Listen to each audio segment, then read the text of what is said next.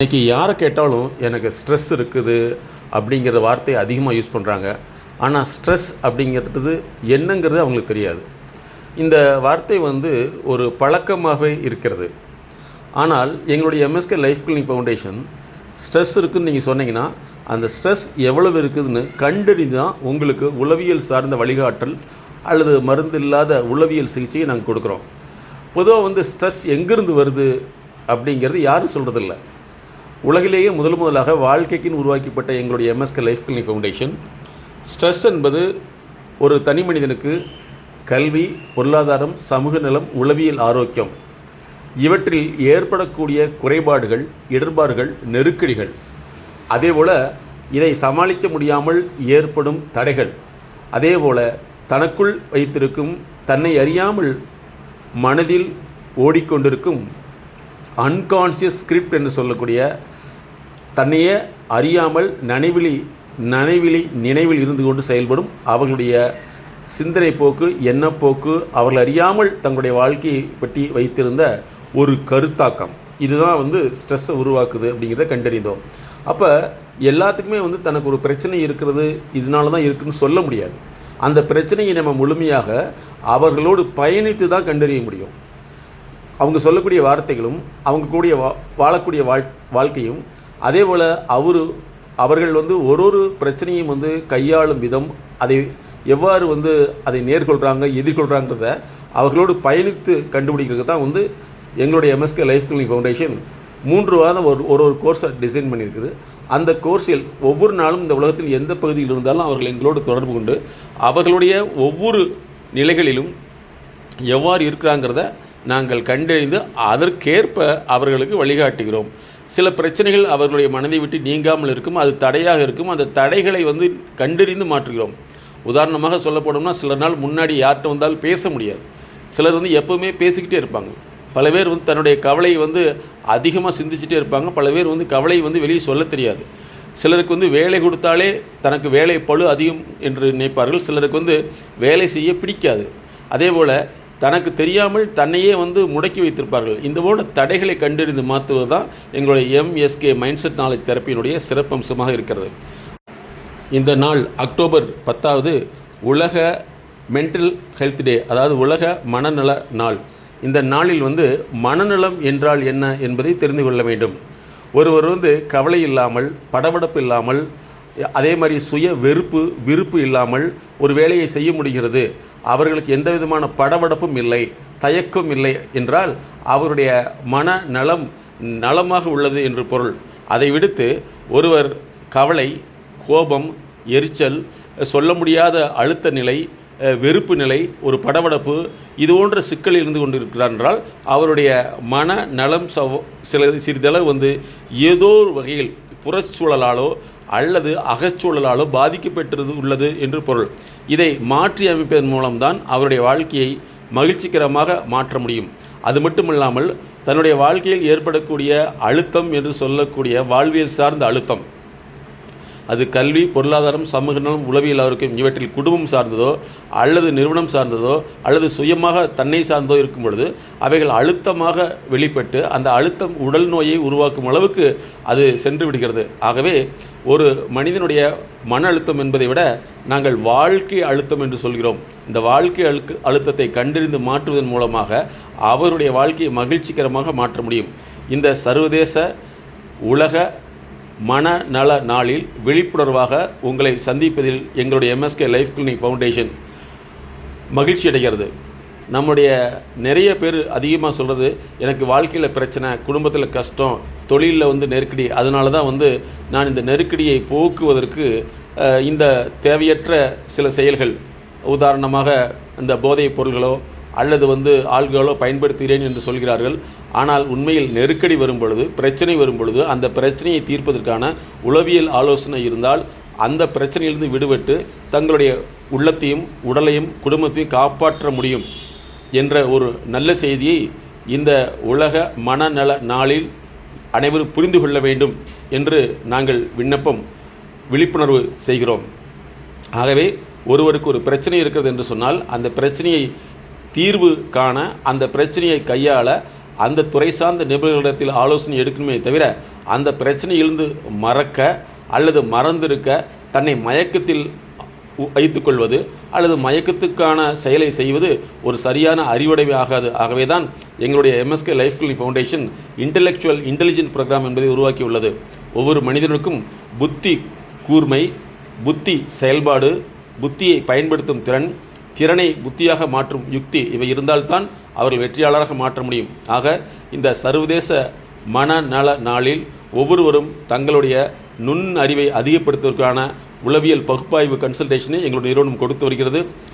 நண்பர்களே, இந்த alcohol intelligence என்று நாங்கள் ஒன்றை உருவாக்கியுள்ளோம். அதே மாதிரி ட்ரக் இன்டெலிஜென்சி என்பதை உருவாக்கியுள்ளோம். ஸோ ஒவ்வொருவரும் இந்த ஆல்கஹால் பயன்படுத்துவதற்கு முன் அல்லது ட்ரக் பயன்படுத்துவதற்கு முன் அவர்களுடைய அறிவு சார்ந்த திறனை, அறிவு சார்ந்த கையாளும் தன்மையை அதிகப்படுத்த வேண்டும் என்ற நோக்கோடு இந்த நிகழ்வில் நாங்கள் எங்களுடைய லைஃப் கிளினிக் ஃபவுண்டேஷன் சார்பாக கலந்து கொள்கிறோம். நாங்கள் சொல்லக்கூடிய கருத்துக்கள் அனைத்துமே முற்றிலும் ஒரு தனிப்பட்ட முறையில் ஒரு பொதுவான கருத்தாகும். இது உங்களுக்கு பயன்பெறுவதற்காக அல்லது உங்களுக்கு பயன்பட வேண்டும் என்றால் நீங்கள் தனிப்பட்ட முறையில் கன்சல்டேஷன், பகுப்பாய்வு, ஆலோசனை எடுத்துத்தான் அதில் நீங்கள் வெற்றியடைய முடியும் என்ற ஒரு உளவியல் விழிப்புணர்வை உங்களுக்கு கொடுக்கிறோம். பெரும்பாலான பிரச்சனைகளுக்கு முதன்மை காரணம் என்ன சொல்கிறாங்கன்னா, குடும்பம் சார்ந்த முரண்பாடுகள், தொழில் சார்ந்த இழப்புகள், அதேபோல் நட்பு சார்ந்த பல்வேறு இடர்பாடுகள் தான் இந்த மாதிரியான போதை பழக்கத்துக்கு நாங்கள் சென்று விட்டோம் என்று சொல்கிறார்கள். அது உண்மையாக கூட இருக்கலாம் அல்லது உண்மையாகவும் இருக்கும்.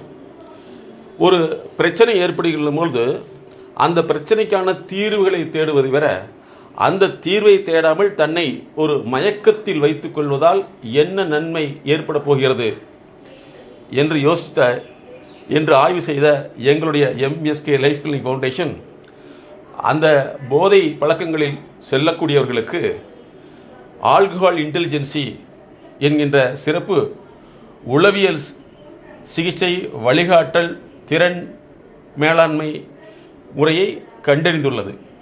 அதேபோல் ட்ரக் இன்டெலிஜென்சி, பலர் இந்த மாதிரியான போதை மருந்துகளுக்கு பழக்கமாகிறார்கள். நாங்கள் அடிமை என்று சொல்வதில்லை, அவர்களுக்கு ட்ரக் இன்டெலிஜென்சி என்பதை உருவாக்கியுள்ளோம். பொதுவாகவே நாம் இதை பற்றி முழு விளக்கமாக தெரிந்து கொள்ள வேண்டியது அவசியம். அதாவது என்ன சொல்கிறோம்னா, ஆல்கஹால் யூஸ் டிசார்டர்னு இருக்குது. என்ன 50% ஆல்கஹால் அல்லது போதை பழக்கங்கள்லாம் பெரும்பாலும் சுற்றுப்புற சூழலால் வருவது என்பது ஒரு வகை. இன்னொன்று, அது சார்ந்தவர்களோடு இருக்கும் பொழுதோ அல்லது நம்முடைய குடும்பத்தில் அது சார்ந்தவர்கள் இருந்தாலோ அதனுடைய தொடர்ச்சியாக கூட ஆல்கஹால் யூஸ் டிசார்டர் என்பது வருவதும் உண்டு என்பதுதான் ஆய்வு. அதாவது ப்ரீடிபோசிஷன் ஃபேக்டர்னு சொல்கிறோம்.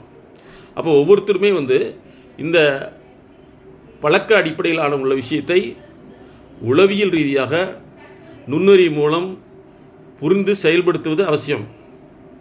அதாவது என்ன சொல்கிறோம்னா, டிப்சோமேனியோன்னு சொல்கிறோம். அதாவது ஏதாவது ஒரு பொருள்களை பயன்படுத்தி தன்னை மயக்க நிலையில் வைத்துக்கொள்வது. இது அவங்களுக்கு என்ன ஆயிரும்னா, இதுவே உங்களுக்கு பழக்கமாயிரும். அந்த பழக்கமாயிட்டால் அந்த பழக்கத்திலிருந்து வெளிவர முடியாமல் அதுக்குள்ளேயே சிக்கிட்டு இருப்பாங்க. அதாவது இதை பற்றியான விழிப்புணர்வுகள் 1952 வந்துருச்சு.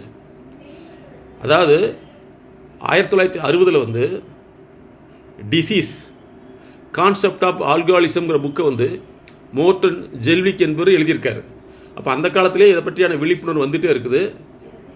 1849 தான் இந்த ஆல்கஹாலிசம் அப்படிங்கிற வார்த்தை ஸ்வீடன் நாட்டு உடல் மருத்துவர் அவர் இந்த வார்த்தையை பயன்படுத்தினார். ஆல்கஹாலிசம்ங்கிறது, அதாவது மேகஸ் ஹஸ் அப்படிங்கிறவர் 1849 அவர் இந்த வார்த்தையை உருவாக்கினார். அவர் என்ன சொல்லணும்னா, இது ஒரு டெம்பரரியான விஷயத்துக்கு இதை பயன்படுத்துகிறாங்க, ஆனால் பின்னாலே அது பர்மனெண்ட்டாக மாறிங்கிறத 1849 சொல்லியிருக்காங்க. இந்த ஆல்கஹாலிசம்ங்கிற ஒரு வேர்டை பயன்படுத்தியிருக்காங்க. இந்த ஆல்கஹால் எப்போ உருவாக்கப்பட்டது அப்படின்னு கேட்டிங்கன்னா இன்னும் ஆச்சரியப்படுவீங்க. 875 AD.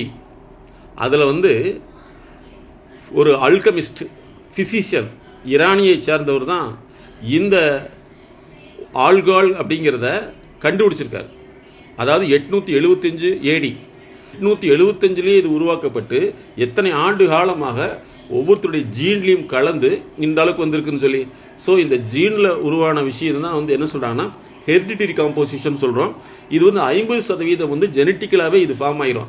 அப்போ ஒருவர் வந்து போதை பழக்கத்தை பயன்படுத்தினார் என்று சொன்னால் அது மெல்ல மெல்ல அவர்களுடைய டிஎன்ஏவில் ஊடுருவி அடுத்த சந்ததி வரைக்கும் செல்வதற்குண்டான வாய்ப்புகள் 50% அதிகம் என்று மருத்துவ ரீதியாக சொல்கிறார்கள். அதே மாதிரி இந்த மாதிரி ஆல்கஹாலிசம் அல்லது இந்த ட்ரக்கிசம் யூஸ் பண்ணக்கூடியவங்க நிறைய வகைகள் இருக்குது. அதாவது என்னன்னு சொன்னால் சிலர் வந்து ஃபங்க்ஷன் டயத்தில் யூஸ் பண்ணுவாங்க, சிலர் வந்து எப்பவுமே அதை தொடர்ந்து யூஸ் பண்ணிட்டு இருக்க டைப்பாக இருக்கும், சிலர் வந்து ஒரு தடவை சாப்பிடுவாங்க, அதை சாப்பிட்டாங்கன்னா நிறுத்தவே மாட்டாங்க, இப்படி ஒரு டைப் இருக்காங்க. இன்னொன்று வந்து தன்னை ஸ்டேட்டஸை அதிகப்படுத்துறதுக்காக வந்து பெரிய ஃபங்க்ஷனுக்கு போனால் யூஸ் பண்ணுவாங்க. இந்த மாதிரி பல வகையில் வந்து அந்த யூசர்ஸ் இருக்காங்க. இதை வந்து இந்த ஆல்கஹாலிசம்ங்கிறது டிப்சோமேனியானே சொல்கிறாங்க.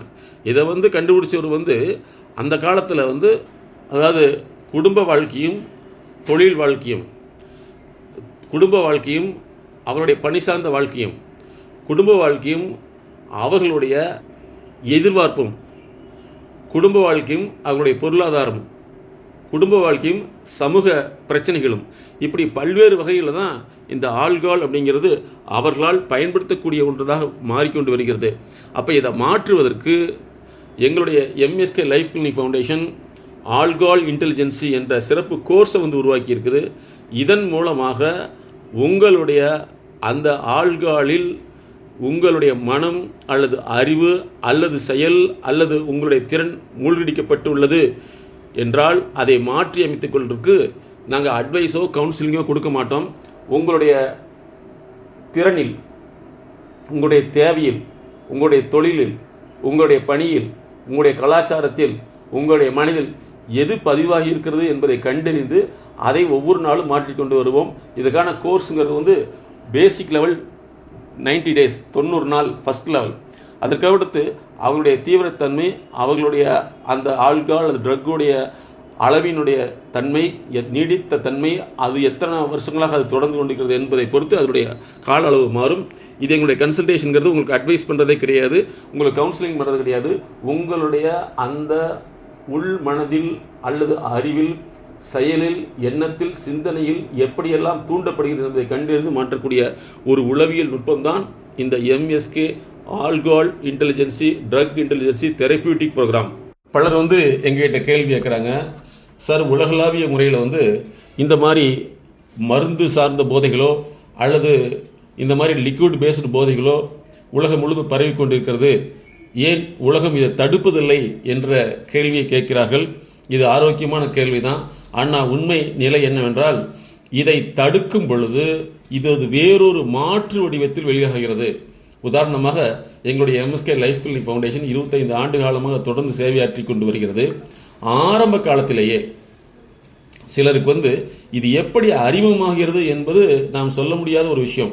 அவர்கள் திரைப்படத்தின் மூலமாகவோ ஏதோ ஒரு காரணத்தினால் ஏதோ ஒரு வழியின் மூலமாக இந்த மாதிரியான ஒரு மனப்பான்மை உள்ள ஒரு பழக்கத்தை அவர்கள் உருவாக்கி இருக்கலாம் அல்லது பழக்கம் ஏற்பட்டிருக்கும். உதாரணத்துக்கு சொல்லணும்னா எங்ககிட்ட வந்து ஒரு 20 வருஷத்துக்கு முன்னாடியே வர்றாங்க.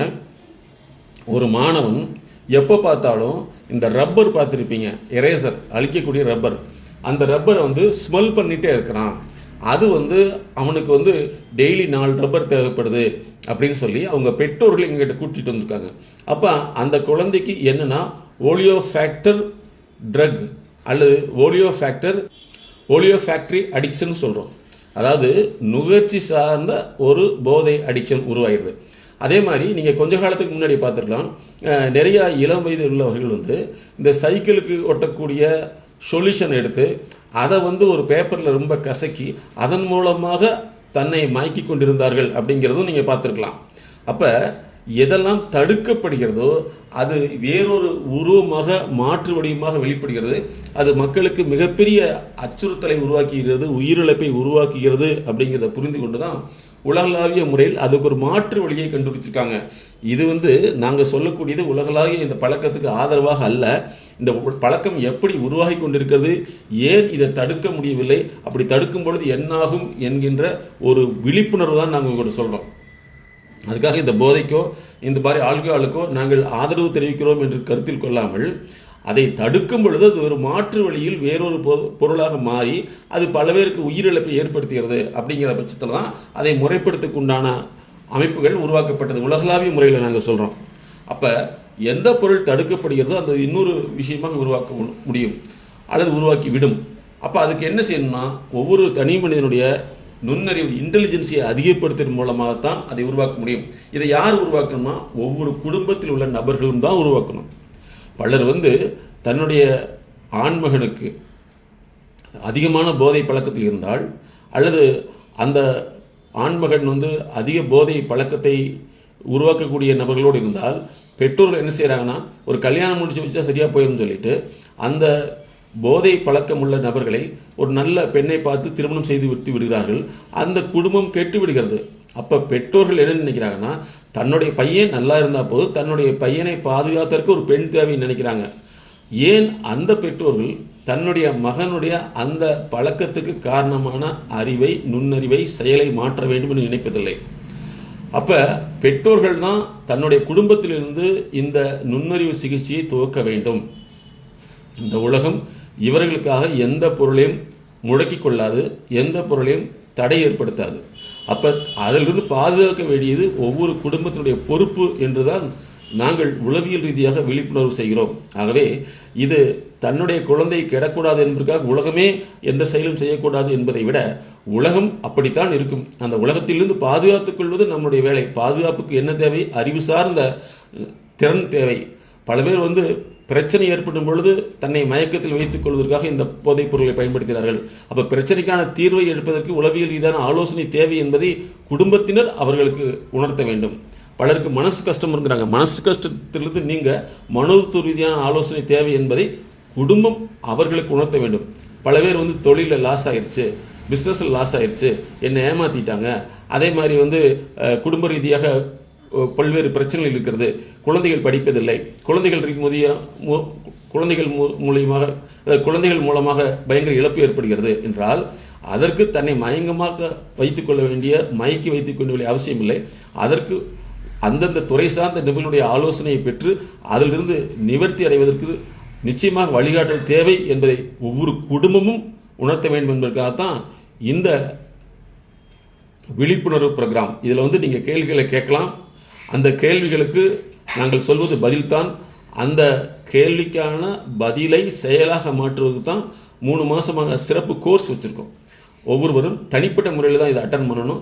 அவர்கள் 3 மாதமும் எங்களோடு இருப்பதை போல உலகத்தில் எந்த பகுதியில் இருந்தாலும் எங்களுடைய கன்சல்டேஷன் எடுத்துக்கொண்டு அதன் மூலம் அவர்களுக்கு ஏற்படக்கூடிய குடும்பியல் சிக்கல், வாழ்வியல் சிக்கல், நட்பு சார்ந்த சிக்கல், தொழில் சார்ந்த அல்லது கூட பணிபுரியக்கூடியவர்கள், அதாவது உடன் பணிபுரியக்கூடியவர்கள், உயர் அதிகாரிகள் அல்லது தன்னுடைய அல்லது தனக்கு மேல் உள்ள சூப்பர்வைசர், டீம் லீடர், இன்னும் பல்வேறு வகையான தன்னோடு வாழக்கூடியவர்களால் ஏற்படும் இடைஞ்சல், அதிலிருந்து விடுபடத்தான் இந்த உளவியல் சார்ந்த ஆல்கஹால் இன்டெலிஜென்சி மற்றும் ட்ரக் இன்டெலிஜென்சியுடைய விழிப்புணர்வு ப்ரோக்ராம். நண்பர்களே, இந்த கார்ப்பரேட் ப்ரோக்ராமில் நீங்கள் இணைந்து கொண்டதற்கு நாங்கள் உங்களை வரவேற்கிறோம். இதை ஏற்படுத்திய உங்களுடைய டீம் லீடர்ஸ், உங்களுடைய அந்த ஹெட் ஆஃப் த இன்ஸ்டியூஷனுக்கு நாங்கள் உண்மையிலேயே பாராட்டுகிறோம். ஸோ இந்த கார்ப்பரேட் ஆல்கஹால் இன்டெலிஜென்சி ப்ரோக்ராம்ங்கிறது ஒவ்வொரு தனி மனிதனுடைய செயல்திறன், வாழ்க்கை திறன், குடும்பத்திறன், அவர்களுடைய தொழில் திறனை உருவாக்குவது தான் இந்த விழிப்புணர்வு.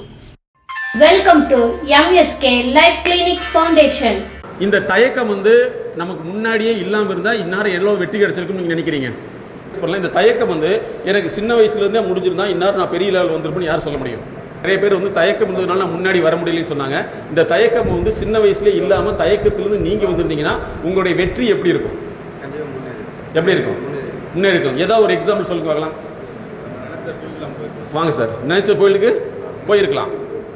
ஓகே, அடுத்தது இதுதான் நம்ம என்ன சொல்றோம்னா, நமக்கு தடைகள் இருக்குதுங்கிறது தெரியாது. அந்த தடைகளை மறைக்கிறதுக்கும் தான் நம்ம யூஸ் பண்ணுறது இந்த பிரச்சனை. எது? ட்ரக்காக இருக்கலாம். நாங்கள் ஒன்று கண்டுபிடிச்சிருக்கோம். சமீபத்தில் ஒரு சேனலில், பிரபல சேனலில் எங்களை கூப்பிட்டுருந்தாங்க. அந்த சேனலுக்கு பின்னாடி தான் எல்லா மனிதர்களுக்கும் ஒரு பேர் மாற்றப்பட்டது. என்ன மாற்றது தெரியுமா? மது பிரியர்கள்னு பேர் வந்தது. அந்த சேனலில் எங்களை தான் கூப்பிட்டுருந்தாங்க. இதுக்கு என்ன காரணம்னு கேட்டாங்க. நாங்கள் என்ன சொன்னோம்னா, அதில் ஒரு மனிதனுடைய ஐக்யூ. இப்போ ஆர்டிஃபிஷியல் இன்டெலிஜென்ஸ் கேள்விப்பட்டிருக்கீங்களா? ஏஐ. ஏஐ எப்போ கண்டுபிடிச்சு தெரியுமா? Very good. இந்தியாவில் வந்து 1961. 1937 நினைக்கிறேன். பிடபிள்யூ வந்து very good very good. Sir சொல்கிறாரு கரெக்டாக கிட்டத்தட்ட வந்துட்டாரு. ஆர்டிஃபிஷியல் இன்டெலிஜென்சி வந்து கண்டுபிடிக்கிறதுக்கு முன்னாடி மனித இன்டெலிஜென்சி எப்படி கண்டுபிடிச்சாங்க? 1904. 1904 கண்டுபிடிச்ச முன்னாடி அதுக்கப்புறம் ஒரு மெஷினுக்கு அறிவு கொடுக்கலாம்னு கண்டுபிடிச்சது 1923. 100 வருஷம் ஆச்சு. ஆனால் உங்களுக்கு எப்போ வருது? 24. இப்போ நாங்கள் கண்டுபிடிச்ச விஷயம் வந்து இன்னும் 100 வருஷம் கழிச்சு வரும். அது என்னன்னா, நீங்கள் எப்படி ஏஐ சொல்லியிருக்கீங்க, ஆர்டிஃபிஷியல், நாங்கள் என்ன ஆல்கஹால் இன்டெலிஜென்சின்னு கண்டுபிடிச்சோம். ஆனால் இது 1952 கண்டுபிடிச்சிட்டாங்க. ஒரு 52 ஆல்கஹால் இன்டெலிஜென்சி. நாங்கள் என்ன அதை மாற்றிருக்கோம்னா 2 வகையாக பார்த்துருக்கோம். ஒன்று வந்து டிஜிட்டல் இன்டெலிஜென்சி, இன்னொன்று ட்ரக் இன்டெலிஜென்சி. இந்த உலகத்தில் வந்து இந்த போதைங்கிறது 3 போதை தான் இருக்குது. நல்லா தெரிஞ்சுக்கணும். உலகத்தில் 3 போதை. ஒன்று போதை வந்து பாசம்.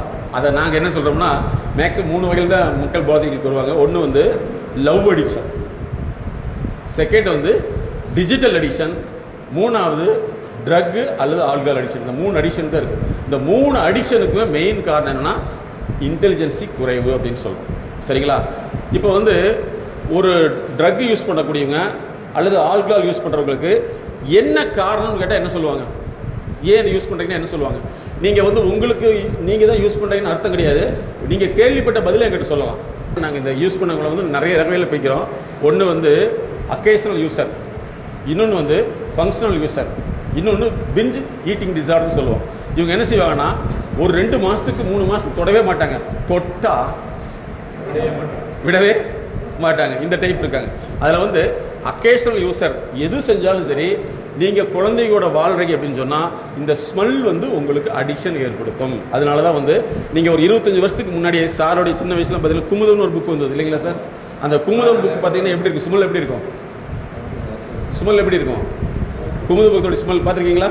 அந்த ஸ்மெல் வந்து அதுக்காகவே புக் விற்றது. நான் வந்து சமீபத்தில் ஒரு புத்தக பதிப்பாளர்கிட்ட கேட்குறப்ப அவர் படிக்கிற காசு இல்லை, புக்கு வாங்குற காசு இல்லை.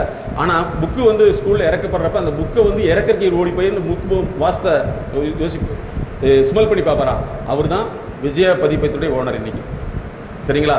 அதனால் சார் விஜயா பதிப்பு கேள்விப்பட்டிருப்பீங்க. அதனுடைய ஓனர் வேலாயுதம் சார் சொல்கிறாரு. அவர் நானும் சீஃப் கெஸ்ட். அப்போ சொன்னார், இதுதான் எனக்கு புத்தகத்தின் மேலே இதே உட்படுத்தி நான் புத்தக கம்பெனியே வச்சுட்டேன் அப்படின்னாரு. அதனால் இப்போ நீங்கள் சார் சொன்னார் தேவைப்பட்டால் தேவை, தேவையில்லாமல் தேவை. ஓகே, அடுத்தது எதுக்காக யூஸ் பண்ணுறோம்? பர்சனலாக ஒரு ப்ராப்ளம் இருக்கும், அதை வெளியே சொல்ல முடியாது. அதை வெளியே சொல்ல முடியாமல் தன்னுள்ளே வச்சிருக்கிறதுனால இதில் போய் அதை சரி பண்ணிக்கிறதுக்காக அப்படி தன்னைத்தானே சாட்டிஸ்ஃபேக்ஷன் பண்ணிக்கிறோம். சாட்டிஸ்ஃபேக்ஷன் இருக்கா? அதாவது வந்து நாங்கள் அடிக்கடி சொல்கிறது வந்து பிரச்சனையை வந்து தீர்க்கணுமா, பிரச்சனையை வந்து மயக்கத்தில் வச்சுக்கணுமாங்கிற ஒரு கேள்வி கேட்போம். Okay, very good. ஏதோ ஒரு ரீசன் நம்ம நினச்சி வச்சுக்கிறோம். அடுத்தது கிடைக்கிறது தான் காரணம், இல்லைன்னா இல்லை. Oh very good. Next mind relax. Okay, next பழக்கத்தினால. Okay, next time pass. Okay, next பழக்கம் தான். Okay, next very good. இது நல்லா இருக்குது, எதுக்குன்னே தெரியாது. Very good. நெக்ஸ்ட் மன உளைச்சல். ஓகே, ஏன்னா நாங்கள் நிறைய ஸ்டூடெண்ட் கேட்குறேன் எதுக்கு படிக்கிறேன்னு, அதான் சார் தெரியலைங்க. அதுக்கு தான் தெரியலைங்கண்ணா. காஸ் அண்ட் எஃபெக்ட் தியரின்னு கேள்விப்பட்டிருப்பீங்க. அதாவது செயல் விளைவு தத்துவம்னு கேள்விப்பட்டிருப்பீங்க. உதாரணத்துக்கு வந்து இப்போ சமீபத்தில் வந்து ஒரு பையனை உங்கள்கிட்ட ஒரு சின்ன பையன் இன்ஸ்டாகிராமில் தப்பான விஷயத்தை போட்டதாக அவனை கூப்பிட்டு இன்ஸ்டண்ட்டாக என்கொயரி நடந்துட்டுருக்கு. தெரியும், கேள்விப்பட்டிருப்பீங்க, யாருன்னு புரிஞ்சுருப்பீங்க. இப்போ நாங்கள் எப்படி பார்க்குறோம்னா அவங்க பேரண்ட்ஸ் என்ன டைப்புன்னு பார்த்தோம்னா, பேரண்ட்ஸ் செய்யக்கூடிய தவறு வந்து மெயினாக எதில் வருதுன்னு சொன்னால் நமக்கு வந்து அதிகமாக வந்து பக்கத்தில் உள்ளவங்களுடைய இன்ஃப்ளூயன்ஸ் தான். யாருமே எனக்கு இது வேணும்னு போகிறதே இல்லை. அதாவது நம்ம பாடிக்கு வந்து ஆல்கஹால் கிரேவிங்னு ஒன்று இருக்கும். நம்ம உடம்பு வந்து ஒரு குறிப்பிட்ட ஸ்டேஜுக்கு வந்து ஆல்கஹால் தேவைன்னு இருக்கும். அந்த சமயத்தில் வந்து இவங்க இன்ஃப்ளூயன்ஸ் யாராவது பண்ணுவாங்க. இங்கே பாரு, என்ன வாழ்க்கை உண்மை வாழல, இப்படி கூட ஒன்று இல்லைன்னு என்ன செய்யுது வா அப்படின்னு கூப்பிட்டுருப்பாங்க. இல்லைன்னா நம்மளே நினச்சிருப்போம். ஏன்னா பழைய திரைப்படங்களுக்கு பார்த்தீங்கன்னா எப்போவுமே ரிலாக்ஸ் அப்படிங்கிறக்கே வந்து பக்கத்தில் ஒரு பாட்டில் வச்சுருப்பாங்க. இப்படி இன்ஃப்ளூயன்ஸ் ஆகிறப்ப அந்த பாடி ஆல்கஹாலுக்கு வந்து சாப்பிட்றது தான் அது நமக்கு first reason. First secondary reason என்னன்னு சொன்னால் நம்மளுடைய சர்க்கிள் வட்டாரம் இருக்குது. நம்ம வந்து பழகிட்டு இருக்கிற வட்டாரங்கள் வந்து அவங்க இன்ஃப்ளூயன்ஸ் பண்ணுவாங்க. இன்றைக்கி பார்ட்டி இருக்குது, இன்றைக்கி ஃபங்க்ஷன் இருக்குது, இன்றைக்கி அதை செஞ்சுட்டு இதை சொல்லல இன்ஃப்ளூயன்ஸில் வந்து வரக்கூடியதான் இந்த பிரச்சனை. ஒன்று வந்து பாடி ஆள்கால்களை அவங்க தனிப்பட்ட முறையில் போய் செஞ்சுட்டு வந்துடுவாங்க. அதே மாதிரி சார் சொன்னார், 1% ஆஃப் ஆள்கால் ஒரு மனுஷனுக்கு தேவை. 1% தான் யூஸ் பண்ணுறோம், 99% யூஸ் பண்ணுறோம். ஃபேமிலியில் வரக்கூடிய விஷயத்துக்கு ஃபேமிலி இன்டெலிஜென்சின்னு சொல்லலாம். உங்கள் குடும்ப பிரச்சனைகளை வந்து கையாளணுமா இல்லை நம்ம மயக்கத்தில் இருக்கணுமா? பிரச்சனையை கையாள தெரியாதது அல்லது பிரச்சனையை கையாளுவதற்கு எந்த ஒரு கன்சல்டேஷன் வேணும்னு தெரியாதது நமக்குள்ளேயே முடக்கிக்கிறது தான் இது. ரெண்டாவது இந்த விஷயம். மூணாவது ஸ்ட்ரெஸ்ன்னு சொன்னீங்க. ஸ்ட்ரெஸ் லெவல் யாராவது டெஸ்ட் பண்ணியிருக்கீங்களா? எங்களுடைய எம்எஸ்கே லைஃப் கிளினிக் ஃபவுண்டேஷனில் வந்து 320 ப்ராஜெக்ட்ஸ் இருக்குது. அதில் வந்து ஸ்ட்ரெஸ் கிளினிக்னு ஒன்று வச்சுருக்கேன் சார். ஸ்ட்ரெஸ் வந்து உங்களுக்கு இருக்குதுங்கிறத கண்டுபிடிச்சு அதை மாற்றுறதுக்கு என்னென்ன வழி இருக்குன்னா, இந்த ஸ்ட்ரெஸ்ஸை மாற்றுறதுக்கு first emotional prescription, behavioural prescription, family prescription, friendship prescription, இந்த மாதிரி ஒவ்வொன்றுக்கும் நாங்கள் ப்ரிஸ்கிரைப் பண்ணி அதை நீங்கள் பார்க்க வைக்கிறோம். அப்போ ஃபஸ்ட்டு நீங்கள் தெரிஞ்சுக்க வேண்டியது என்னென்னா, பிரச்சனைகளுக்கு நம்ம கையாளணுமா நம்ம மயக்கத்தில் இருக்கணுமா? என்ன செய்யணும்? கையாளணும். ஆனால் நம்ம என்ன செய்யணும்? மயக்கத்தில் இருக்கோம். ஸோ இது வந்து ரெண்டாவது. இதுக்குன்னு தெரியாமல் செய்யறது. இது வந்து நமக்குன்னு வந்து ஒரு எந்த விதமான ஒரு சிறப்பு நோக்கமும் இல்லைன்னு அர்த்தம். இப்போ ஃபாலோ பண்ண முடியுங்களா? சிறப்பு நோக்கம் இருந்தால் நம்ம நிச்சயமாக விலகிடுவோம். அப்படி சிறப்பு நோக்கம் இல்லாதனால தான் இதுக்குள்ளே போகிறோம். வெற்றிடம்னாவே நமக்குன்னு ஏதோ ஒரு கமிட்மெண்ட் இல்லைன்னு அர்த்தம். கமிட்மெண்ட், உங்களுக்குன்னு ஒரு கமிட்மெண்ட், அறிவு சார்ந்த கமிட்மெண்ட் இருந்ததுன்னா நிச்சயமாக இதுக்குள்ளே போக மாட்டீங்க. அதுக்கடுத்து என்னென்னா, ஃபேமிலியுடைய ஸ்ட்ரக்சரில் வந்து உங்களுக்கு ப்ராப்ளம் இருக்கு இல்லையா? இன்றைக்கி நேற்று ஒரு நியூஸ் என்னென்னா, ஏன் வந்து இந்த 2 பிள்ளைங்க வெளியில் போயிட்டாங்க இருக்க அவங்க சொல்கிறாங்க, நீங்கள் எப்போவுமே இண்டிபெண்ட் சொல்லிட்டு இருந்தீங்க, எனக்கு இண்டிபெண்ட் நான் என்ன வேணாலும் செய்யலாம்னு தோணுச்சு, அதனால தான் இப்படி போலங்கிறாங்க. அப்போ என்னென்னா, உங்களுக்கு ஒரு கமிட்மெண்ட்டை வச்சுட்டிங்கன்னா அந்த எந்த விதமான இன்டியூஸ்மெண்ட்டுக்குள்ளே போக முடியாது. அதே மாதிரி அந்த இன்டியூஸ்மெண்ட் வந்து உங்களுக்குள்ளே வருது அப்படின்னு சொன்னால் எம்டினஸ் அப்படிங்கிறது. எம்டினஸ்க்கு என்ன அர்த்தம்னா, நீங்கள் வந்து எதுவுமே இல்லை, உங்கள் வீட்டில் எல்லா பொறுப்புகளும் யாரோ ஒருத்தர் பார்த்துக்கிறாங்க, இல்லைன்னா எந்த பொறுப்புமே யாருமே பார்த்துக்காமல் இருக்காங்க. 2 விஷயத்துல நமக்கு அதில் தோணும். இப்போ நீங்கள் எந்த டைப் நீங்கள் முடிவு பண்ணிக்கணும். எல்லா பொறுப்புலையும் உங்கள் ஃபேமிலியில் எடுத்துக்கிறாங்களா? இப்போ நான் ஒரு ஃபேமிலி டீல் பண்ணுறேன், அந்த வீட்டில் வந்து அவங்க அம்மா மட்டும் வேலைக்கு போகிறாங்க, ரிட்டையர்மெண்ட் ஆயிட்டாங்க, ஒரு பென்ஷனே வந்து ஒரு 90,000 வருது. இப்போ பசங்க 2 பேருமே ட்ரக் அடிக்ட். என்ன சொல்கிறாங்கன்னா, எங்கள் அம்மா எல்லாமே பார்த்துக்கும்ல. இப்போ 2 பேர்த்துக்கு கல்யாணம் பண்ணி கொடுத்து 2 பேர்த்துடைய குடும்பத்தை இந்த அம்மா தான் பார்க்குது, பசங்களை எதுவுமே சொல்ல மாட்டேங்குது, பசங்க தான் செஞ்சுட்டு போகிறான்னு சொல்லுது. இப்போ அந்த பொண்ணு வந்து 10th படிக்கிற வந்துருச்சு, இன்னுமே அந்த பொறுப்புக்கு வரல. இதனால் வரக்கூடிய ஒரு ப்ராப்ளம் இருக்குது. இன்னொன்று என்னென்னா, எந்த பொறுப்புமே யாருமே எடுத்துக்கிறதுக்கு இல்லை, நான் என்ன செய்கிறேன் தவிக்கிறங்கிற பேரில் இப்படி பண்ணுறது. அப்போ 2மே நீங்கள் முடிவு பண்ணிருந்தா உங்களுக்கான சிறப்பு நோக்கம். அதனால தான் இந்த பிகினிங்லேயே சொன்னேன், உங்களுடைய ஸ்கிரிப்ட்னா நீங்கள் உங்கள் வாழ்க்கையினுடைய கடைசி 60 வயசில் வந்து என்ன மாதிரி உங்களுக்கு கதை முடியணும்னு நினைக்கிறீங்க, உங்களுடைய ஸ்டோரி எப்படி இருக்குன்னு நினைக்கிறீங்க. உங்கள் ஸ்டோரி எடுத்தோம்னா அந்த ஸ்டோரி வந்து எப்படி முடியணும், ஆனால் எப்படி முடிக்கணும். ஒரு பொண்ணு வந்து அல்லது ஒரு பையனை வந்து உங்கள் அப்பாவுடைய ஹிஸ்ட்ரி சொல்லணும்னா, எங்கள் அப்பா வந்து இந்த மாதிரிலாம் டியூட்டியில் இருந்தார், இந்த மாதிரிலாம் யூஸ் பண்ணிட்டு இருந்தார், இப்படியே போயிட்டு இருந்தார் அப்படின்னு சொல்லணுமா? எங்கள் அப்பா அது பண்ணிட்டு இருந்தார், ஒரு குறிப்பிட்ட நாளுக்கு முன்னாடி தூக்கி எறிஞ்சிட்டாரு, இன்றைக்கி பெரிய லெவலில் வந்தான்னு சொல்ல முடியுமா? எப்படி சொல்லணும்? அடிக்ஷனுங்கிறது வந்து ஒரு லிமிட்லெஸ்ஸாக நம்ம அது இல்லைன்னா வாழ முடியாதுன்னு இருக்கிற பேர் அடிக்ஷன். அதாவது அடிக்ஷனுக்கு மீனிங் என்ன, உங்களுடைய ரெகுலர் லைஃப், அது ஒர்க் லைஃபாக இருக்கலாம், ஃபேமிலி லைஃபாக இருக்கலாம், உங்களுக்கு டிஸ்டர்பன்ஸ் ஆகுது அப்படின்னா யூ ஆர் இன் அடிக்ஷன். டிஸ்டர்பன்ஸே ஆகலை, ஃபேமிலி லெவலில் வந்து எனக்கு டிஸ்டர்பன்ஸ் ஆகலை, ஜாப் லெவலில் அடிக்ஷன் அப்படி ஆகலை அப்படின்னா நீங்கள் வந்து நார்மலாக கான்சியஸில் இருக்கீங்க. பட் அது வந்து இப்படியே கண்டினியூ ஆகும்னு சொல்ல முடியாது. ஏன்னா ஆல்கஹாலோட மெடிசனோடைய முக்கியமான விஷயம்னா, ஃபஸ்ட்டு ஒரு ஸ்டேஜஸ், அந்த 2-3 ஸ்டேஜஸ் அதிகமாகனா டோசேஜ் அதிகமாகும். அப்போ என்ன ஆகும்னா, அப்போ தான் நம்ம அந்த உச்சநிலை அடைவோம். அந்த சமயத்தில் நம்ம அதிகமாக போயக்கூடாது அப்படிங்கிறதுக்காக தான் வந்து இந்த மாதிரியான ஒரு ஆடிட்டிங் ப்ரோக்ராம் நீங்கள் ஆபத்தில் வச்சுருக்கோம். ஒரு குறிப்பிட்ட இதே வந்து உங்களுக்கு வந்து லிமிட்டாக இருக்கீங்க. இப்போ ஃபாரினில் பீப்புள் பார்த்தீங்கன்னா அவங்க சாப்பிட்றாங்க, எவ்வளோ சாப்பிட்றாங்க சொல்லுங்க.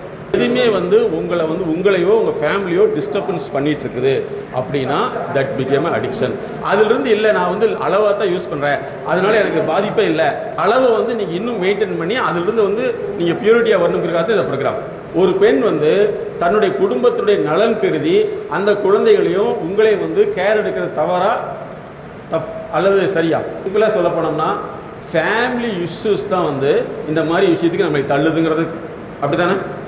அப்படியா? கரெக்டு தானே? Family issue. சரி, ஓகே. இது நாங்கள் டீல் பண்ணுறோம். ஒரு சயின்டிஸ்ட் தெரிஞ்சுங்க, சயின்டிஸ்ட் மாமனார் மாமியாருக்கு வந்து 85 வயசாச்சு. சரிங்களா? அந்த அம்மா வந்து நடக்கவே முடியாது. ஆனால் மருமகளுக்கு எல்லா வேலையும் செஞ்சாகணும். இப்படிலாம் நாங்கள் கேஸ் பார்க்குறோம். என்ன அப்படின்னு சொன்னால், இதில் வந்து ஒரு முக்கியமான விஷயத்தை நான் சொல்கிறேன். இந்த மாதிரி ஃபேமிலியோடைய பிரச்சனைனால தான் நான் இந்த பழக்கத்துக்கு போகிறேன்னா, நீங்கள் செய்ய வேண்டியது ஒன்றுன்னா, ஒன்று அந்த ஃபேமிலி இன்டெலிஜென்சின்னு ஒன்று இருக்குது. ஃபேமிலி தெரப்பின்னு நாங்கள் சொல்கிறோம். ஏன்னா எல்லா பெண்களுமே வந்து பெண்களை நாங்கள் நிறைய வகையை பிரிக்கிறோம். ஒரு சிலர் வந்து தனக்கு விருப்பமானவங்க பழக்கமானவங்க மட்டும்தான் பழக முடியும், பேச முடியும்.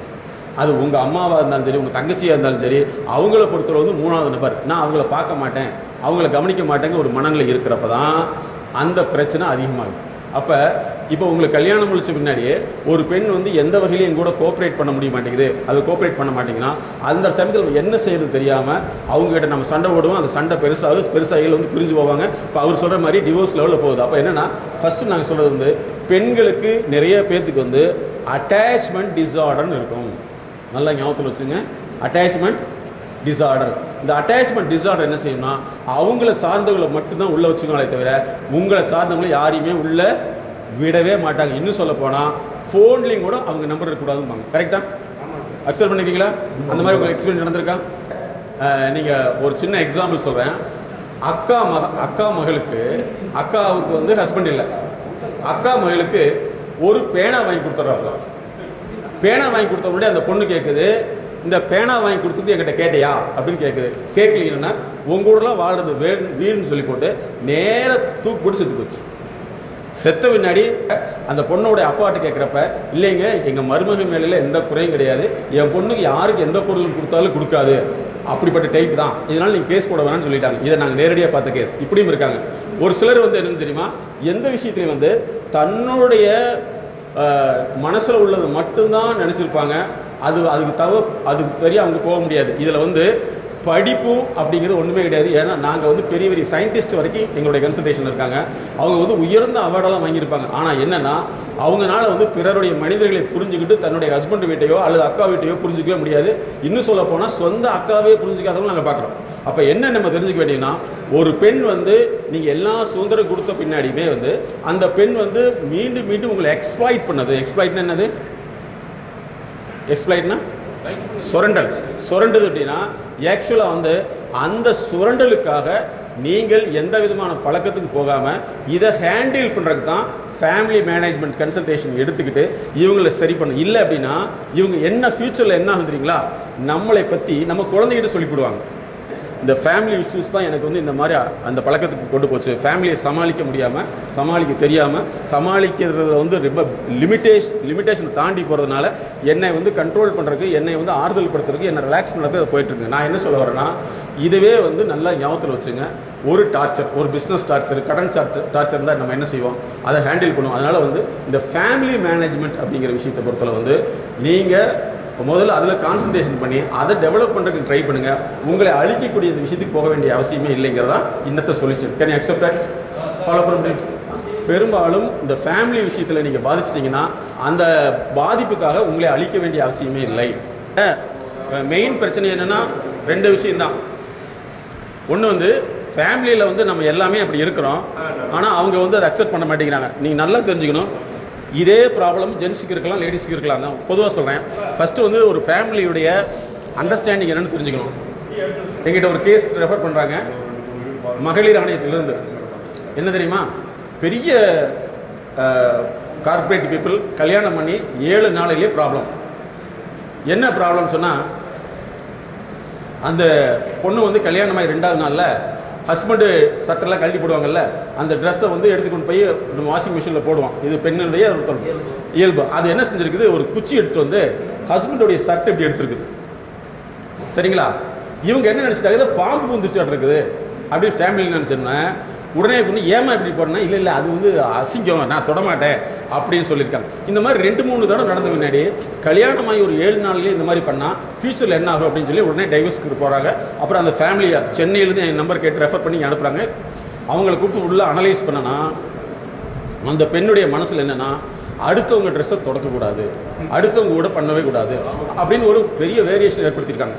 இதை நாங்கள் மாத்திரக்கு 3 வருஷம் ஆச்சு. ஏன்னா அவங்க மனசில் ஃபிக்ஸேஷன் ஆச்சு. நிறைய ஃபேமிலியில் வந்து ஏன் இன்னொரு பெண் வந்து இன்னொரு ஃபேமிலியோட அட்டாச் ஆக முடியலைன்னா, ஒன்று அவங்க வீட்டில் வந்து சொல்லியிருப்பாங்க என்னென்னா, இங்கே பாரு வீட்டில் வந்து யாராவது ஒருத்தர் வந்துட்டா உன்னுடைய சுதந்திரம் பழி போயின்னு அந்த பொண்ணுகிட்ட சொல்லியிருந்தாலோ, நம்ம வந்து அந்த பொண்ணை வந்து அந்த ஃபேமிலியில் என்டர் பண்ணுற விடாமல் இருந்தாலோ இந்த பிரச்சனை வரும். இது காரணம் மெயினாக வந்து ஃபேமிலி.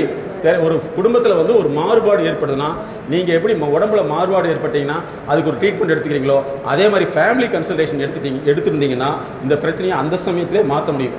எல்லா பெண்கள்னாலையும் ஈஸியாக மற்றவங்களோட லிங்க் ஆகி பேச முடியாது. இது ஒரு ரிசர்வ் டைப்பாக இருந்தான்னு வச்சுங்களேன். அவங்க வந்து இருப்பாங்க, பெண்களை வந்து 3 வகையாக பிரிக்கிற, அதே மாதிரி ஆண்களுக்கு இது பொருந்தும். ஒரு சிலர் என்ன செய்வாங்கன்னா, தான் நினைக்கிறது மட்டுமே சி டைப்னு சொல்லுவோம். தான் நினைக்கிறது மட்டுமே கரெக்ட். இங்கே வேறு எனக்கு இது வேணும்னா வேணும், இல்லைன்னா வேண்டாம் அப்படிங்கிற டைப். இன்னொரு டைப் என்ன தெரியுமா, பக்கத்தில் என்ன சொல்கிறாங்களோ அதை கேட்பாங்க. 3வது, எதுவுமே அவங்களுக்கு வந்து யாராவது ஒருத்தர் இன்ஃப்ளூயன்ஸ் பண்ணால் எடுத்துக்கோங்க, இப்படி இருப்பாங்க. அதனால வந்து அந்த மாதிரி பாதிப்பு ஏற்படையில் வந்து அது ஒரு பிரச்சனையாக இருக்குது. இப்போ ஃபேமிலி இன்டெலிஜென்சி பற்றி மேடம் ஒரு 10 மினிட் இன்ட்ராக்ட் பண்ணுவாங்க, then I will come to back. ஏன்னா ஒரு ஆல்கஹால் கொடுக்குற ஃபேமிலியில் வந்து என்னென்ன இஷ்யூஸ் வருது, அந்த பெண்ணுடைய இயல்பு என்னங்கிறத ஒரு பெண்கிற முறையில் அவங்க சொல்லுவாங்க. மேடம் வந்து ஆல்சோ சைக்காலஜிஸ்ட்டு. பெண்களுக்கான உளவியல் முதல் உதவி எண் வச்சுருக்காங்க. இந்த உலகத்தில் எந்த பகுதியில் ஒரு பெண் கஷ்டப்பட்டாலும் ஃபஸ்ட் எய்ட் ஃப்ரீயாக கொடுத்துருவாங்க. அதுக்கப்புறம் தான் அந்த கோர்ஸ் ஃபீஸ்லாம் வரும். ஸோ அது மாதிரி விமன் வெல்னஸ் ஃபார்ம் வச்சுருக்காங்க. எங்களுடைய MSK லைஃப் கிளினிக் ஃபவுண்டேஷன் ஒரு பிரபலமான நபர் சார், ஒரு பிரபலமான நபர். இந்த மேடம் சொல்லுவாங்க இதுதான், அவரால் அந்த லெவலை க்ரியேட் பண்ண முடியல, அது வந்து வெளியில் வர முடியல. இன்னொரு எக்ஸாம்பிள் வந்து சமீபத்தில் எக்ஸாம் நடந்தது +2, அதுக்கு முன்னாடி வந்த கேஸ் நான் சொல்கிறேன். பையன் வந்து மார்க் கம்மி, டீச்சரு திட்டாங்க, கோயம்புத்தூர் நடந்தது. இப்போ இவர் என்ன செய்யணும், இவர் நேராக போய் என் பையனை நான் அடித்தது கிடையாது, திட்டுறது கிடையாது, நீங்கள் திட்டிட்டு இவர் சூசைட் பண்ணிட்டார். அப்போ இதில் என்ன நடக்குதுன்னா, இப்போ நீங்கள் சிம்பிளாக அவர் சொன்ன விஷயத்துலேருந்து ஃபேமிலி இஷ்யூஸ்னால தான் நான் இந்த பழக்கத்துக்கு போயிட்டேன், அப்படி தானே சார், இல்லையா? அப்படி ஒன்று விஷயம். இன்னொன்று வந்து வேற ஒரு சிக்கலாக இருக்கலாம். அப்போ ஃபேமிலியுடைய அந்த ஃபேமிலி ஆர்கனைசேஷனில் வரக்கூடிய ப்ராப்ளம் இருக்கிறப்ப நீங்கள் இந்த ஃபேமிலி கன்சல்டேஷன் மூலமாக வந்து அதை டீல் பண்ண ஆரம்பிச்சிங்கன்னா அதுலேருந்து வெளியில் வரலாம். ஆனால் அந்த டீலிங்கிறது வந்து உடனடியாக நீங்கள் சொன்னால் கேட்க மாட்டாங்க. ஏன்னா நீங்கள் எத்தனை வருஷம் பழக்கி வச்சுருக்கீங்களோ அதுக்கு தான் இருப்பாங்க. அது வந்து நீங்கள் இன்டெலிஜென்ஸாக டீல் பண்ணுறதுக்கு இப்போ இன்னையிலிருந்து வந்து இந்த ஸ்கிரிப்ட்னு நான் சொன்னேன். இன்னையிலிருந்து நீங்கள் என்ன பண்ணுறீங்க அப்படின்னா, எப்போவுமே ஒரு பெண்ணாக இருக்கட்டும் ஆணாக இருக்கட்டும் நம்மளை பற்றி ஒரு பிக்சர் வச்சுருப்பாங்க, அந்த பிக்சர் தான் வச்சுருப்பாங்க. இப்போ நீங்கள் வீட்டுக்கு போன முன்னாடி யூஸ்வலாக நீங்கள் பேசுங்க, பழகுங்க, எல்லாமே உங்கள் ஃபேமிலிக்கு அவங்க செய்கிற விஷயம் வந்து தடுக்க மாட்டேங்கிறாங்க விஷயத்தில் நீங்கள் எப்படி டீல் பண்ணணும், அல்லது வந்து சில விஷயங்களை வந்து தெரியாமையோடு செஞ்சுருக்கலாம், ஆனால் அது எப்படியாவது தெரிஞ்சிருக்கலாம். நீங்கள் தெரியாமல் செஞ்சுருப்பீங்க, எப்படியாவது தெரிஞ்சுக்குவாங்க. அப்போ இந்த சமயத்தில் எப்படி அவங்களை காம்பன்சேட் பண்ணுறதுங்கிறத வந்து நீங்கள் கொஞ்சம் கொஞ்சமாக நோட்டீஸ் பண்ணல, அதை ஃபாலோ பண்ணிங்கன்னா அதுலேருந்து வெளியில் கொண்டு வர முடியும். ஆனால் அதற்காக நீங்கள் உங்களை அழிச்சிக்க வேண்டிய அவசியமே கிடையாது. அவர் வந்து பணம் கேட்குறாரு, கொடுக்குறாங்க, இவர் வந்து ட்ரிங்க்ஸ் அடிக்கிறாரு, இது வேண்டாம்னு சொன்னால் அவங்க ஏற்றுக்க மாட்டேங்கிறாரு, என்னோட தொழில் அப்படி. இது கூட ஒரு பதிலாக நீங்கள் எடுத்துக்கலாம். நிறைய பேர் வந்து அதிகமாக இந்த பழக்கத்துக்குள்ளே போனதுக்கு காரணம் என்னென்னா, இந்த மாதிரி வந்து ஜாலியாக இருந்தோம்னா எந்த மாதிரி நோயுமே இருக்காது அப்படின்னு சொல்கிறாங்க. ஆனால் என்னன்னு சொன்னால், அதுவே ஒரு வேளை வந்து ஒரு சிலருக்கு உண்மையாக இருக்கலாம், அதில் பிற பேருக்கு தப்பாக இருக்கையில் அது பிரச்சனையாக இருக்குது. எப்போ வந்து சோசியல் இஷ்யூவாக மாறுதுன்னா, ஒரு பிரச்சனை அது வந்து அந்த குடும்பத்து லெவலில் பாதிப்பு ஏற்படுத்தல, அது சமுதாயத்தினுடைய ஒரு பாதிப்பு ஏற்படுத்தல, பிரச்சனையாக மாறுது. அப்போ என்னென்னா, சில விஷயங்கள் வந்து உங்களுக்குள்ளே வந்து ஒரு ரிலாக்ஸாக இருக்குது, பாதிப்பு இல்லை அப்படிங்கிற பட்சத்தில் வந்து அந்த பாதிப்பு இல்லாமல் ஃபர்தராக நீங்கள் கொண்டு போகிறது அவசியம். அதை வந்து கண்டினியூ பண்ணல அல்லது அதை அதிகப்படுத்தல, அது பாதிப்பாக மாறும். அதுதான் வந்து இஷ்யூவாக மாறும். பிரச்சனைன்னு வந்தால் எங்களுக்கு தோறது கடை தாங்கிறோம். நீங்கள் என்ன இந்த எண்ணத்தில் மாற்றணும், பிரச்சனைன்னு தோணுனா இன்னொரு வழியை செஞ்சோட்டு போகலாங்கிறத பழக்கப்படுத்தணும். ஏன்னா உங்கள் மூளை எப்படின்னா, நீங்கள் ஒரு மூளை எப்படி பழக்கப்படுத்திட்டோம்னா, நம்ம இதுனா இது அப்படி தான் பழக்கப்படுத்திருக்கோம். இதுக்கு முன்னாடி வந்து அதை தான் நாங்கள் என்ன சொல்லலாம், மைண்ட் செட் நாலேஜுங்கிறோம். உங்கள் மனசில் வந்து ஒரு பிரச்சனை வந்துச்சுன்னா, இல்லை பிரச்சனைக்கு இடையில ஒரு பாலத்தை ஒன்றை போட்டுட்டு அதை டீல் பண்ணலாமல் நீங்கள் மனசுக்குள்ளே பழக்கப்படுத்துறீங்கன்னா, அதுக்கப்புறம் எந்த விஷயமா இருந்தாலும் சரி உங்களுக்கு பிரச்சனையே இருக்காது. எனக்கு தெரிஞ்சு நீங்கள் நிறைய சிறை தொழில்களாக பார்த்துக்கலாம், அங்கே பண்ணுறவங்களாம் வந்து ஒரு உணர்ச்சியினால் தவறு செய்தவங்க தான் தேர்வு, வேறு ஒன்றுமே கிடையாது. உணர்ச்சினால் தவறப்பட்டவங்க தான். அப்போ என்னென்னா, உங்களுடைய உணர்ச்சி லெவல், அதாவது இதுக்கு நாங்கள் என்ன சொல்லணும்னா எமோஷனல் இன்டெலிஜென்சின்னு சொல்கிறோம். உங்களுடைய உணர்ச்சி ஒரு குறிப்பிட்ட லெவலுக்கு மேலே தாண்டையில் இன்டெலிஜென்ட் பிகம் இடியாட்டிக்.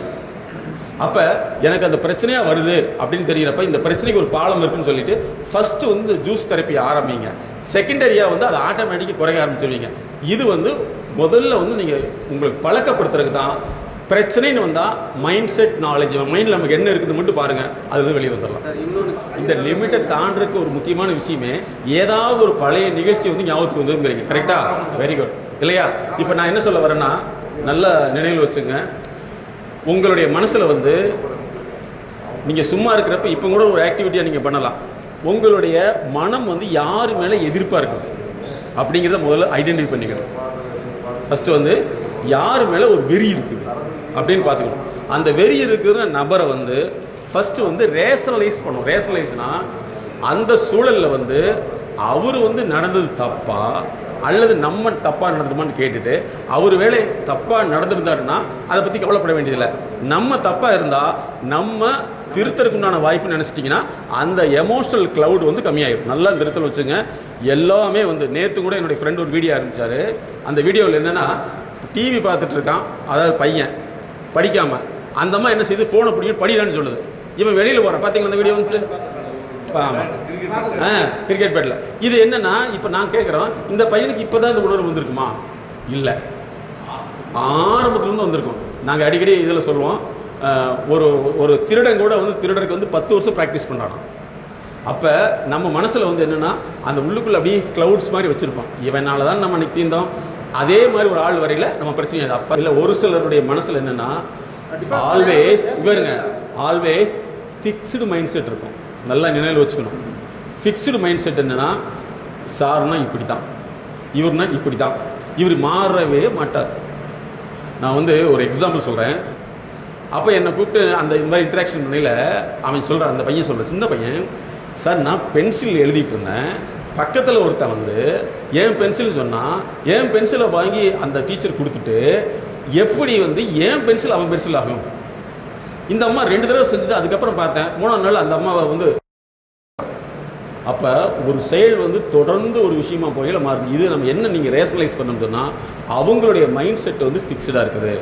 செகண்ட் வந்து அந்த மைண்ட் செட்டை நம்ம மாற்றுறத விட அவங்க செஞ்ச தவறுக்கு நம்ம ஏன் தண்டனை அனுபவிக்கணும், அவங்க செஞ்ச தவறுக்கு நம்மளை ஏன் நம்ம வருத்திக்கணும் ஒரு கேள்வி கேளுங்க. இருந்து வெளியில் தெரியும். ஒன்றும் இல்லை, டிராஃபிக் வயலன்ஸ்னு ஒன்று இருக்குது. என்னென்னா, நீங்கள் ரோட்டில் கரெக்டாக தான் போயிருப்பீங்க, ஒருத்தர் இடிப்பான். இப்போ இடித்தவனை கிளச்சி நீங்கள் நினச்சிட்டு இருக்கிறதுனால எந்த யூஸும் ஆகக்கூடாது. ஆக்சிடென்ட் நமக்கு தான். அது மாதிரி உங்களோட லைஃப் ஆக்சிடென்ட்டில் இந்த மாதிரி நடந்துச்சுன்னா அந்த நபரை வந்து நீங்கள் புரிஞ்சுக்கணுமே தவிர அதை நினச்சி நினச்சி நினச்சி நினச்சி உங்களை அழிச்சிக்க வேண்டியதில்லை. நம்மளை சூட உள்ளவங்களோ மற்றவங்களோ என்ன செய்வாங்கன்னா, நம்ம மேலே வந்து ஒரு போர்டை மாட்டிடுவாங்க. அதான் என்ன போர்டுனா, இவருனா இப்படித்தான், இவருனா இப்படித்தான் போர்டை மாட்டிட்டாங்கன்னா அந்த போர்டு என்ன, அது இதுதான் நாங்கள் என்ன சொல்லணும்னா, அந்த போர்டு ஒன்ஸ் நீங்கள் மாற்றிட்டீங்கன்னா அல்லது மாட்டிட்டாங்கன்னா நீங்கள் தெரிஞ்சுக்க வேண்டியது, இனி கான்சியஸாக நீங்கள் ஒர்க் பண்ணால் மட்டும்தான் அதுலேருந்து வெளியே வர முடியும். அதனால் வந்து இந்த சமயத்தில் வந்து உங்களுக்கு விழிப்புணர்வை எடுத்துட்டிங்கன்னா நீங்கள் வந்து சக்ஸஸ். எப்பவுமே உங்கள் மேலே வந்து தவறான ஒரு போர்டு மாட்டப்பட்டது. மீண்டும் சந்திப்போம். Thank you, all the best. Welcome to MSK Life Clinic Foundation.